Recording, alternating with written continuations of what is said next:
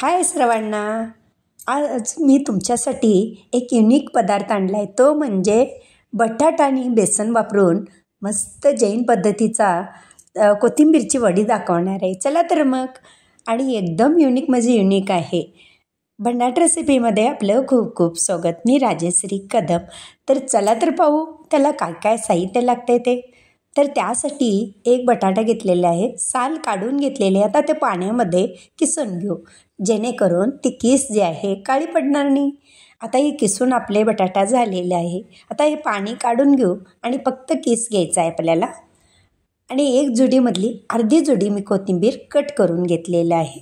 आता त्याच्यामध्ये 1 चमचा तीळ घालून घेऊ पांढरे, आणि 1 चमचा जिरे घालायचे आहे. आणि आता त्याच्यामध्ये 1 चमचा कॉर्नफ्लॉवर घालून घेऊ, म्हणजे बाइंडिंगसाठी ते वापरलेलं आहे. नाही घातला तरी तुम्ही चालू शकतं.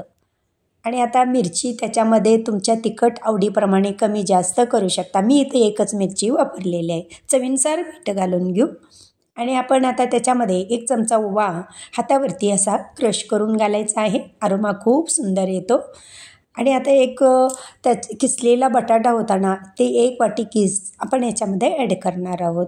आणि पाऊण वाटी आता बेसन याच्यामध्ये घालून आता हे पीठ मळून घेऊ. बेसन जसं लागेल तसं घालायचं आहे आपल्याला. आणि म्हणजे त्याच्यामध्ये मावेल इतकंच बेसन घालायचं आहे. आता हे हाताने मळून घेऊ. थोडं थोडं पाणी टाकून आता हे मळून घ्यायचं आहे. आणि आता आपण त्याच्यामध्ये आणखीन थोडंसं आता बेसन लागणार आहे. आणखीन अर्धी वाटी आता याच्यामध्ये बेसन घालू. एकूण 1.25 वाटी आता बेसन वापरलेलं आहे. आणि चांगलं मळून घ्यायचं आहे हे पीठ. अशा पद्धतीने पीठ मळून घ्यायचं आहे. आता छान असा हा मळून गोळा झालेला आपण कुकरच्या ज्या डब्याला तेल लावलेलं आहे त्याच्यामध्ये आता हा गोळा ठेवून स्प्रेड करून घ्यायचा आहे. इक्वली त्याला पसरवून घ्यायचं आहे. आणि थोडं जाडच ठेवायचं आहे आपल्याला वडी. आणि याच्यामध्ये ना लसूण ना सोडा वापरलेला आहे. सोडा कसं आहे, सोडियमची गरज असते आपल्याला, नाही असं नाही, पण मी याच्यामध्ये सोडा अजिबात वापरलेला नाही. आणि बघा, आपल्या शरीराला सोडियमची गरज असते म्हणून आपण भजीमध्ये ते सोडा वापरला जातो. आता याच्यामध्ये पांढरे तीळ उरलेलं आहे. आता 25 मिनटं हा वाफवायला ठेवायचा आहे. 25 मिनटानंतर आता छान वाफून झालेलं आहे. अशा वड्या कट करून घ्यायच्या आहेत. तेलही कडकडीत गरम झाले आपलं. आणि आता त्याच्यामध्ये ह्या सोडून सगळ्या वड्या तळून घ्यायच्या आहेत. एकदम क्रिस्पी तळून घ्यायच्या आहेत. आणि त्या वरून क्रिस्पी आणि आतून सॉफ्ट आणि मस्त लागतात त्या चवीला. आणि बरेच 2-4 दिवस तर छान आरामात टिकतात त्या. तुम्ही प्रवासाला घेऊन जाऊ शकता किंवा एखादा फंक्शन असेल आदल्या दिवशी करून ठेवू शकता. आणि एकदम युनिक म्हणजे युनिक आहे. बटाटा वापरून केलेला आहे कोथिंबीरची वडी.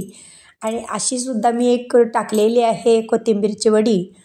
आणि आज बटाटा वापरून तुमच्याशी शेअर केलेला आहे. हे पहा. आणि मस्त आता या आपल्या क्रिस्पी तळून झालेले आहेत. ताटामध्ये काढून घेऊ किंवा एखाद्या टिश्यू पेपरमध्ये काढायचं, म्हणजे एक्स्ट्राचं तेल असेल तर निघून जातं. पण ही वडी अजिबात तेल पित नाही आहे. हे पहा. आता या छान असं नितळून घेतलेलं झाऱ्यामधनं तेल सगळं, आणि आपण ताटामध्ये काढून घेऊ. आपल्या गरमागरम इथं कोथिंबीरची वडी तयार झालेली आहे. आणि मस्त तुम्हाला दाखवते, एकसारख्या छान झालेल्या आहेत.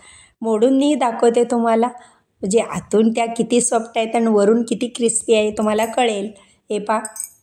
आणि मस्त आपल्या गरमागरम तयार झालेल्या वड्या खायला.